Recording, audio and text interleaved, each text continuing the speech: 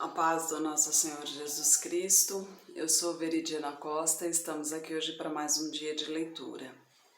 Senhor Deus e Pai, glorificado e exaltado és o teu santo nome. Muito obrigada, Pai, por tuas palavras, por tuas mensagens, Senhor.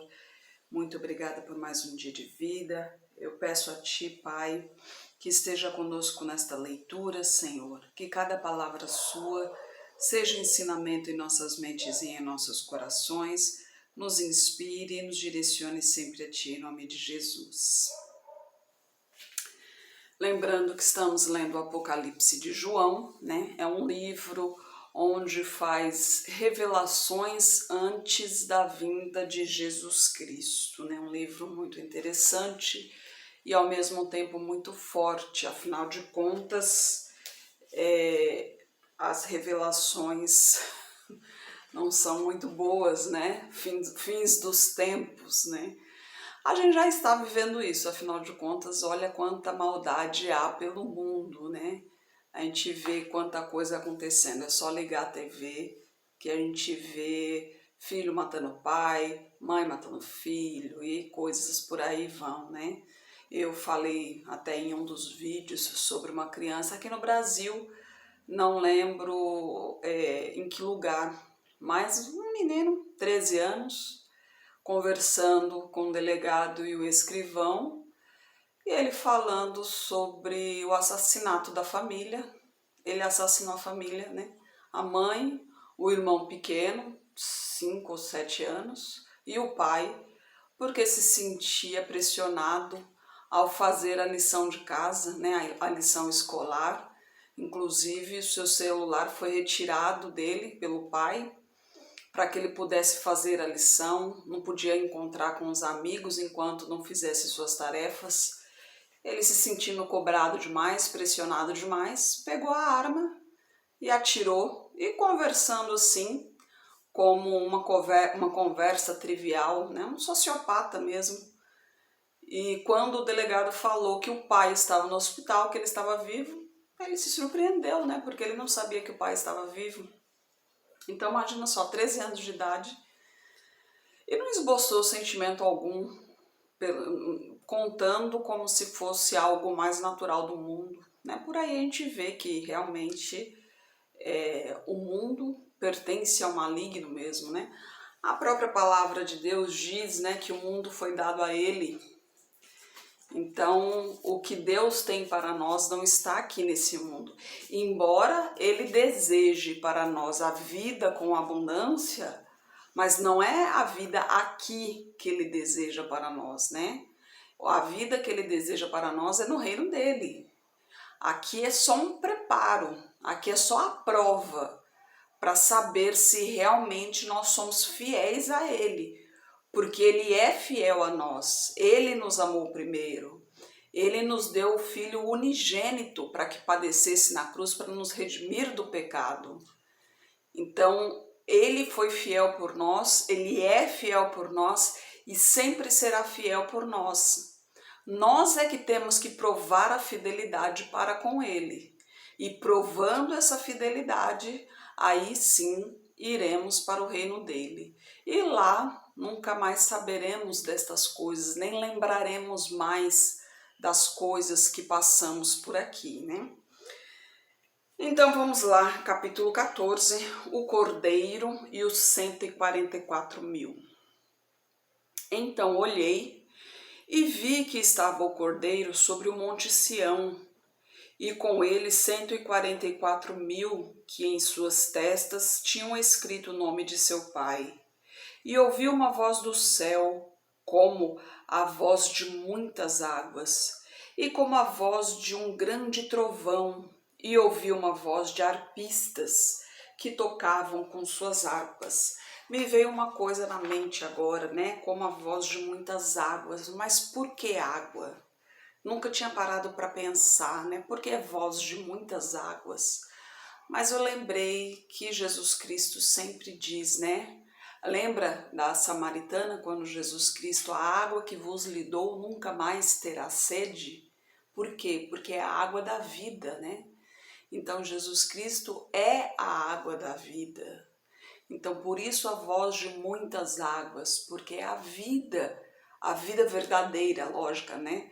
Lógico, não é a vida terrestre aqui, mas a voz de muitas águas, por quê? Porque muitas vidas, né? A voz de muitas vidas que ele está salvando, né? E versículo 3: E cantavam um cântico novo diante do trono e diante dos 4 animais e dos 4 anciãos, e ninguém podia aprender aquele cântico, senão os 144.000 que foram comprados da terra. Estes são os que não estão contaminados com mulheres, porque são virgens. Estes são os que seguem o Cordeiro para onde quer que vá. Estes são os que, dentre os homens, foram comprados como primícias para Deus e para o Cordeiro. E na sua boca não se achou engano, porque são irrepreensíveis diante do trono de Deus. E vi outro anjo voar pelo meio do céu, que tinha o evangelho eterno, para o proclamar aos que habitam sobre a terra, e a toda a nação, tribo, língua e povo, dizendo com grande voz: Temei a Deus e dai-lhe glória, porque é vinda a hora do seu juízo. E adorai aquele que fez o céu, a terra, o mar e as fontes das águas. E o outro anjo seguiu dizendo: Caiu, caiu Babilônia, aquela grande cidade, que a todas as nações deu a beber do vinho da ira da sua fornicação.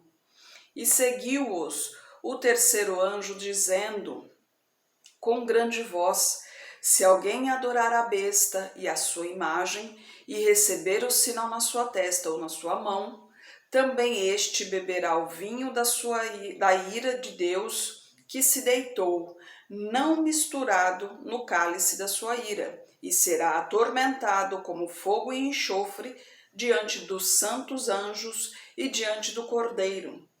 E a fumaça do seu tormento sobe para todo sempre. E não tem repouso nem de dia nem de noite os que adoram a besta e a sua imagem e aquele que receber o sinal do seu nome. Aqui está a paciência dos santos. Aqui estão os que guardam os mandamentos de Deus e a fé em Jesus. E ouvi uma voz do céu que me dizia: Escreve, bem-aventurados os mortos que desde agora morrem no Senhor. Sim, diz o Espírito, para que descansem dos seus trabalhos e as suas obras os seguem. E olhei e vi uma nuvem branca, e assentado sobre a nuvem, um semelhante ao filho do homem, que tinha sobre a sua cabeça uma coroa de ouro, e na sua mão uma foice aguda. E o anjo saiu do templo, clamando com grande voz ao que estava sentado sobre a nuvem: Lança a tua foice e cega. A hora de cegar é vinda, porque já a seara da terra está madura. E aquele que estava sentado sobre a nuvem meteu a sua foice à terra, e a terra foi cegada. E saiu do templo que está no céu outro anjo, o qual também tinha uma foice aguda. E saiu do altar outro anjo, que tinha poder sobre o fogo, e clamou com grande voz ao que tinha a foice aguda, dizendo: Lança a tua foice aguda e vindima os cachos da vinha da terra, porque já as suas uvas estão maduras. E o anjo lançou a sua foice e a terra, e vindimou as uvas da vinha da terra, e atirou-as no grande lagar da ira de Deus. E o lagar foi pisado fora da cidade, e saiu sangue do lagar até aos freios dos cavalos, pelo espaço de 1.600 estádios. Imagina só. Então a primeira foice levou, que cegou a terra, levou o povo de Deus para cima, né? A segunda foice, que levou as uvas, essas foram para como que chama aqui? foram para o fogo, né? Que eram as pessoas, que essas são as pessoas que não são salvas. Então essas foram para o fogo ardente, ou seja, quando foram pisadas, saíram sangue, né? E os 7 anjos no capítulo 15. E vi outro grande e admirável sinal no céu, 7 anjos que tinham as 7 últimas pragas, porque nelas é consumada a ira de Deus. E vi como mar de vidro misturado com fogo, e também os que saíram vitoriosos da besta e da sua imagem, do seu sinal e do número do seu nome, que estavam junto ao mar de vidro, e tinham as harpas de Deus, e cantavam o cântico de Moisés, servo de Deus, e o cântico do Cordeiro, dizendo: Grandes e maravilhosas são as tuas obras, Senhor Deus Todo-Poderoso. Justos e verdadeiros são os teus caminhos, ó Rei dos santos. Quem te não temerá, ó Senhor, e não magnificará o teu nome, porque só tu és santo. Por isso todas as nações virão e se prostrarão diante de ti, porque os teus juízos são manifestos. E depois disto olhei, e eis que o templo do tabernáculo do testemunho se abriu do céu, e os 7 anjos, que tinham as 7 pragas, saíram do templo, vestidos de linho puro e resplandecente, e cingidos com cintos de ouro pelos peitos. Um dos 4 animais deu aos 7 anjos 7 taças de ouro, cheias da ira de Deus, que vive para todo sempre. E o templo encheu-se com a fumaça da glória de Deus e do seu poder, e ninguém podia entrar no templo até que se consumasse as 7 pragas dos 7 anjos. Ô Senhor! Imagina só, né? Então aqui as pessoas se sentiam vitoriosas porque tudo o que estava acontecendo, e elas estavam ali, estavam se sentindo vitoriosas porque ainda estavam firmes e fortes, mas estavam adorando ao Deus errado. Elas estavam adorando a besta. Então o que aconteceu? A ira do Senhor se acendeu contra elas ali, né? Imagina só.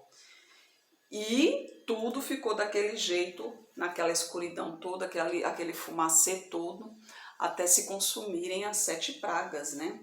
E a gente continua falando, e agora a gente vai falar sobre as 7 pragas aqui no capítulo 16. E ouvi, vinda do templo, uma grande voz que dizia aos 7 anjos: Ide e derramai sobre a terra 7 taças da ira de Deus. E foi o primeiro e derramou a sua taça sobre a terra, e fez-se uma chaga pestilenta e maligna nos homens que tinham o sinal da besta e que adoravam a sua imagem. Lembrando que esse pessoal que adorava a besta, que tem a imagem da besta, né? Esse pessoal estava adorando a besta ali, achando que realmente estava adorando a Deus ali. Eles realmente foram ludibriados, né? Achando que está adorando um Deus poderoso. Por quê? Porque essas pessoas não conhecem inteiramente as Escrituras. Por isso que é muito importante. Deus diz: revesti-vos da armadura de Deus. E o que é a armadura de Deus? É isso aqui, é a palavra do Senhor. Porque se você conhece a palavra do Senhor, quando a besta vier, se nós estivermos aqui, porque a gente não sabe quando será, mas quando a besta vier, ela vai fazer sinais e prodígios. A gente vai saber que é a besta. Então a gente vai relutar contra isso. A gente não vai aceitar a marca. Vai ser difícil? Vai, porque não vai se poder comprar nem vender. Ou seja, você vai no mercado, você não vai conseguir comprar nada no mercado porque você não vai ter a marca da besta. Mas tudo coopera para o bem daquele que crê. Deus não vai abandonar os seus filhos. Então aqueles que permanecerem fiéis no caminho do Senhor, lógico que ele vai adorar. Não lembra de, se não me engano, acho que foi Elias que ficou na caverna, né? Os urubus levavam alimentos para eles ali. Urubus não, na época eram corvos, né? Que é o mesmo que, praticamente a mesma coisa, né? Porque eles comem resto, as coisas assim, né? Então imagina só. chegar de uma ave que praticamente uma ave imunda, né? Porque as aves que comiam restos, comiam coisas podres e chegava, traziam carnes ali pelo bico e ele comia aquilo ali. Por quê? Porque Deus dava aquilo ali para ele, né? Então Deus provia, né? Olha só como a palavra de Deus diz: veja os pássaros que não cegam, né?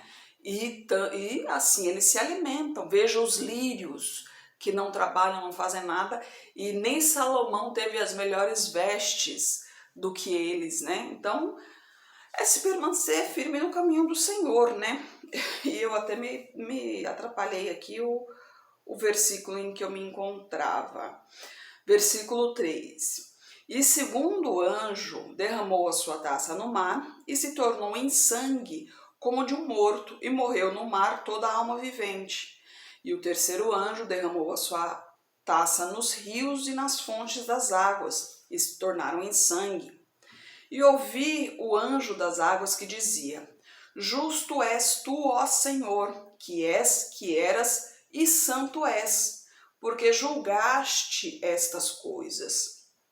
Visto como derramaram o sangue dos santos e dos profetas, também tu lhe deste o sangue a beber, porque disto são merecedores.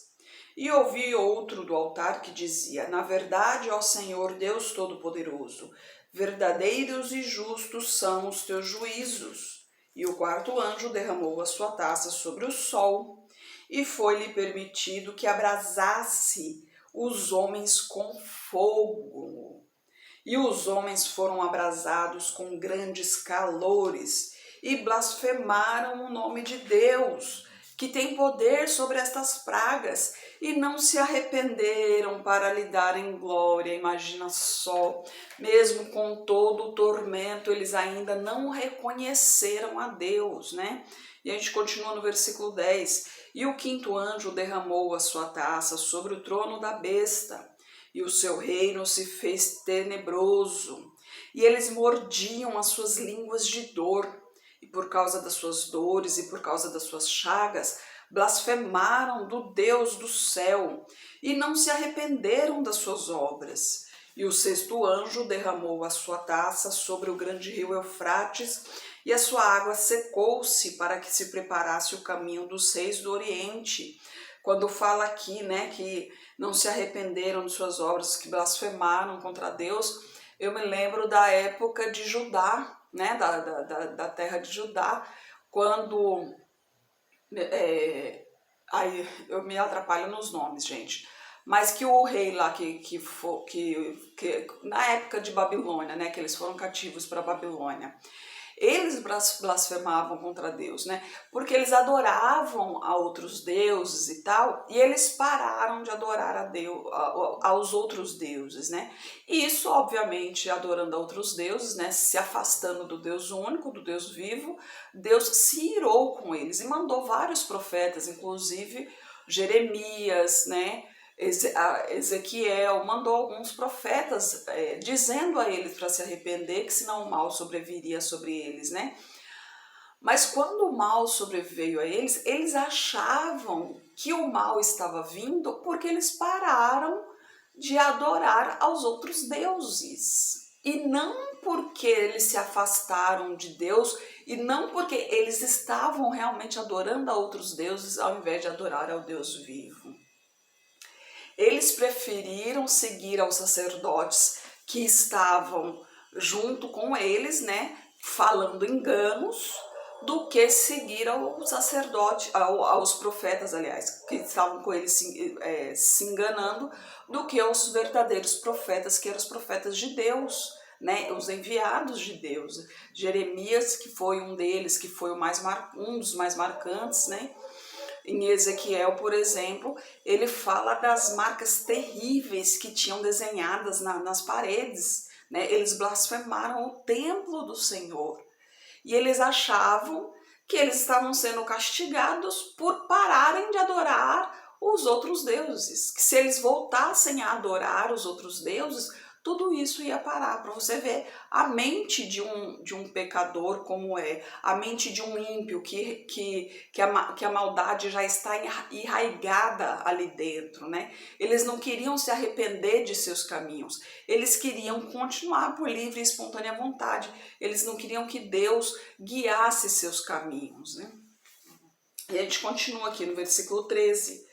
E a boca do dragão, da boca da besta e da boca do falso profeta, vi sair 3 espíritos imundos, semelhantes às rãs, porque são espíritos de demônios que fazem prodígios, os quais vão ao encontro dos reis da terra e de todo o mundo, para os congregar para a batalha, naquele grande dia do Deus poderoso. Eis que venho como ladrão. Bem-aventurado aquele que vigia e guarda as suas roupas, para que não ande nu e não se vejam as suas vergonhas. E os congregaram no lugar que em hebreu se chama Armagedon. O 7º anjo derramou a sua taça no ar e saiu grande voz do templo do céu, do trono, dizendo: está feito. E houve vozes, trovões, relâmpagos e um grande terremoto, como nunca tinha havido desde que há homens sobre a terra. Tal foi este tão grande terremoto. E a grande cidade fendeu-se em 3 partes, e as cidades das nações caíram. E da grande Babilônia se lembrou Deus para lhe dar o cálice do vinho da indignação da sua ira. E toda a ilha fugiu, e os montes não se acharam. E sobre os homens caiu do céu uma grande saraiva, e pedras do peso de um talento, e homens blasfemaram de Deus por causa da praga da saraiva, porque a sua praga era muito grande. Mais uma vez, o povo blasfemando contra o Senhor. Não vou continuar a leitura aqui não, porque eu percebi que o de ontem foi mais longo um pouquinho, né? Mas, como eu sempre falo aqui, né? Quando a gente começa a ler a palavra do Senhor, a gente se empolga. E Apocalipse é um livro que, quando a gente começa a pensar, porque não sei vocês, mas eu desde a minha adolescência, eu digo adolescência porque eu só tive acesso a livros na adolescência, né? Então, desde a minha adolescência, quando eu comecei a ler, eu, como o povo diz, eu metia a cabeça mesmo, né? Eu me sentia dentro da história. E na Bíblia é a mesma coisa. Quando eu leio, eu me sinto ali dentro, eu vejo as coisas acontecendo ali. Aí por isso que eu acabo me empolgando um pouco. Eu não, acho que até no meu tom de voz vocês conseguem perceber isso. Parece que não sou eu que estou narrando os acontecimentos ali, parece que é outra pessoa que está falando e eu estou vendo tudo acontecendo, né? E o livro de Apocalipse, como o próprio nome já diz ali, Apocalipse, então, como fala dos finais dos tempos, então as imagens são muito fortes, então mexe demais com a gente, né? Mexe demais com a nossa mente, porque são coisas muito fortes, são cenas muito fortes. Imagina só ser abrasado pelo sol. A gente não consegue nem olhar para o sol, né? Até mesmo em um dia de inverno a gente não consegue, imagina no verão. E eu moro na Bahia, né, gente? Imagina só aqui. Para mim foi difícil me acostumar. Ainda não me acostumei muito com calor não, mas embora a semana passada estava um frio, eu nunca vi esse frio aqui do tempo que eu moro aqui. Mas são imagens horripilantes, né? Só em pensar que isso acontecerá. Acho que foi, não sei se foi de ontem ou anteontem, o vídeo falando sobre os escorpiões que atormentarão durante 5 meses, né? Aqueles que não estarão no caminho do Senhor. E esse tormento será como picadas de escorpiões o tempo todo, segundo a segundo ali. Não vai ser que é uma vez por dia uma picada, não. É o tempo todo, imagina só.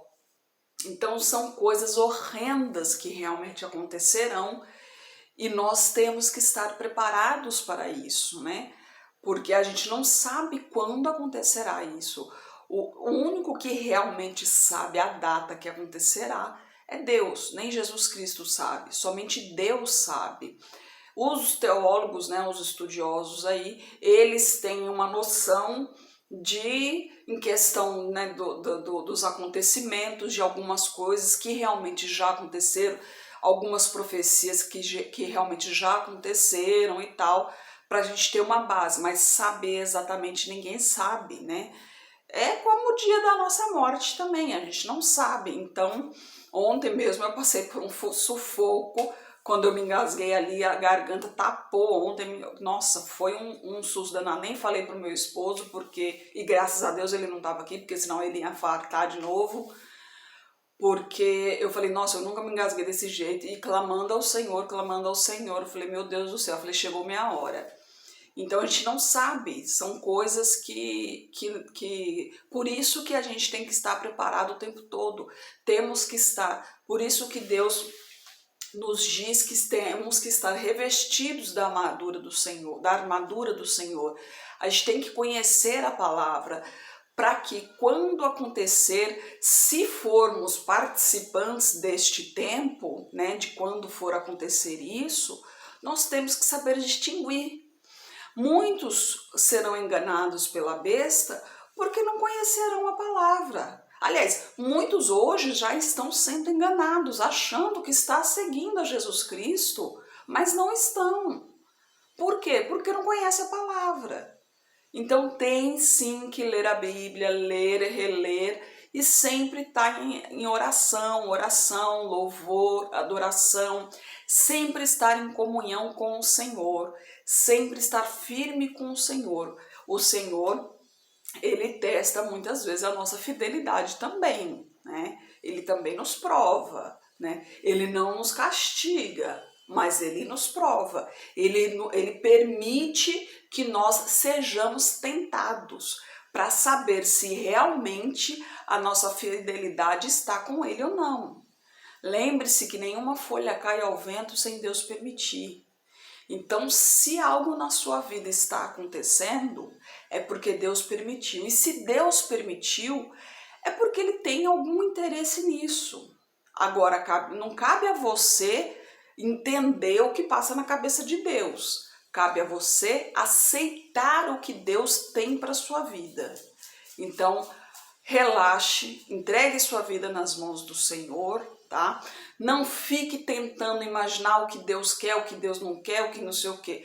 Você sabe as coisas que Deus gosta. É só pegar a Bíblia, é só ler a Bíblia, é só saber. Deus é justiça e amor. Fora disso, não é Deus. Se for desrespeito, se for maledicência, se for fornicação, se for assédio, se for mentiras, coisas desse tipo, Deus não gosta. Então é simples, se é certo, se é correto, Deus gosta. Se é justo, Deus gosta. Se é bondade, se é amor, Deus gosta. Mas lembre-se, isso é de coração. O principal é o que está dentro do teu coração, nunca se esqueça disso.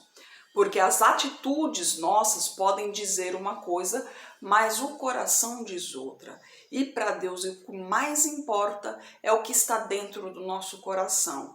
Porque de nada adianta você ajudar o seu irmão que está necessitado, sendo que lá no fundo você tem ódio por ele. Então pense bem, reflita bem, porque Deus está olhando o seu coração. Então, ajudar o seu irmão, sim, ajude. Se ele precisa, ajude. Mas se você sente ódio por ele, então converse com Deus e pede para que Deus tire isso de você, porque o ódio não pertence a Deus. Senhor Deus e Pai, glorificado e exaltado és o teu santo nome, Pai, obrigada por tuas palavras, por tuas mensagens, Senhor, eu peço a Ti por essa pessoa que está me ouvindo agora, Pai, toque em seu coração, Senhor, transforma esse coração, tire dele tudo que não lhe pertence, Pai, transforma esse ódio em harmonia, em alegria, Senhor, em amor, Pai, em teu orgulho, Senhor, que essa pessoa se torne um vaso valoroso em tuas mãos, Pai, em nome de Jesus, Senhor. Eu peço por toda a minha família, por toda a minha parentela, por toda a parentela de meu esposo. Derrama a tua unção sobre cada um deles, Pai. Manifeste o teu poder na vida de cada um, traga todos para o seu caminho, Senhor. Peço pelos nossos governantes, pelas nossas autoridades, que os teus anjos estejam guiando cada um deles de acordo à tua vontade, Pai. Peço pelos teus filhos, Pai. Por favor, Senhor, nos capacite cada vez mais para proclamarmos o teu evangelho, Senhor. É o que eu oro em nome de Jesus. Amém. Que Jesus Cristo esteja em seu coração e que Deus abençoe.